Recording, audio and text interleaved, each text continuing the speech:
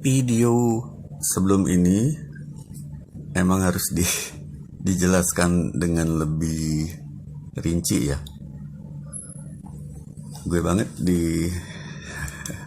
dibego-begoin ya, karena penganut textbook itu melihat bahwa gue banget tidak tahu teori, bahwa yang bikin korek api yang horizontal itu apinya naik ya, itu karena ada density. Well, jadi begini penjelasannya. Density itu energinya kok bisa sebegitu kentara ya, dibilang besar juga kagak ya. Jadi kalau kita perhatikan kenyataan dalam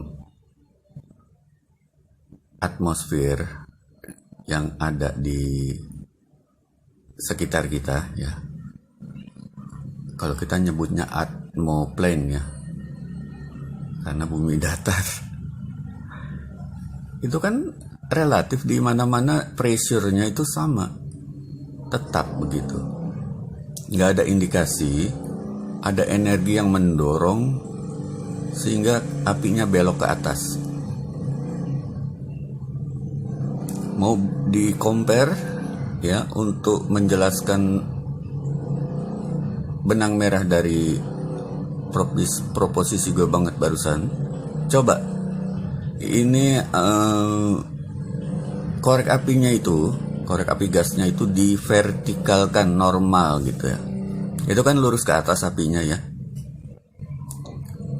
Supaya belok ke arah horizontal ya, katakanlah dari kiri ditiup sehingga apinya ke kanan.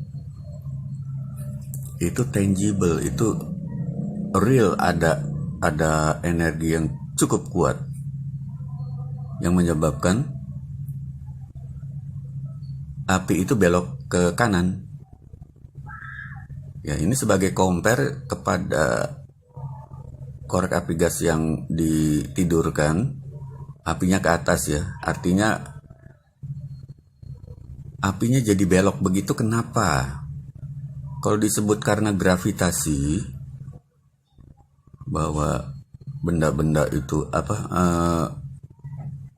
molekul-molekul udara itu turun sehingga mendorong api ke atas, itu nggak matching, itu kagak ada landasan logisnya, karena kita tidak merasakan ada energi sebesar tiupan pada korek api yang vertikal.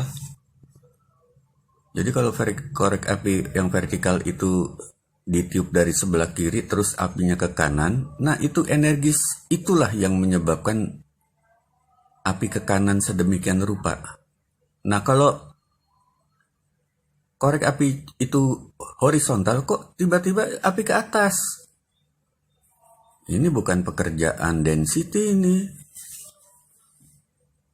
Bukan energi density yang menyebabkan apinya ke atas, karena kita tidak dapati ada tiupan ke atas sebagaimana pada korek api yang vertikal, tiupan ke samping.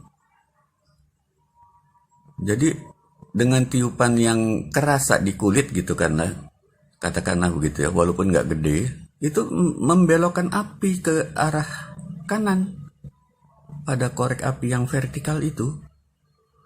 Nah, jadi di sini bukan karena ada energi tiupan yang diasumsikan sebagai pekerjaan density.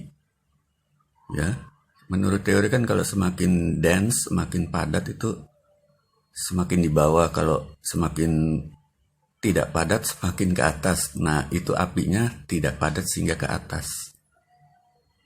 Loh, nggak ada indikasi apa-apa itu.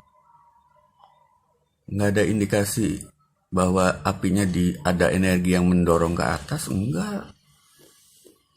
Nah, makanya gue banget berteori bahwa ini pekerjaan universal acceleration versi terbalik ya.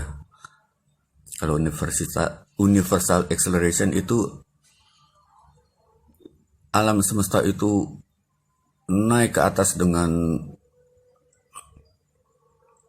akselerasi ya, kecepatan makin tinggi. Tapi yang versi gue banget ya, alam semesta ini meluncur ke bawah dengan deakselerasi ya, kecepatan yang makin rendah, yaitu efeknya sama aja ya, sama, artinya molekul udara yang ada di bawah api pada korek api yang horizontal itu membentur api. Jadi molekul udara yang membentur api karena ngerem katakanlah itu, sedangkan apinya mengalami kecepatan yang tetap setelah dilepas gitu kan, dia jadi kecepatan tetap. Katakanlah tadi kecepatan 10, tetap 10. Tapi kalau bumi dengan udara itu kecepatannya 9 ya, berarti terbentur dong itu apinya itu. Sebagaimana kalau dalam teori universal acceleration, kalau buminya naik, ya apinya kebentur ke atas gitu. Nah itu penjelasannya begini. Versi downward universal deceleration, aka universal acceleration kebalik. Try this at home.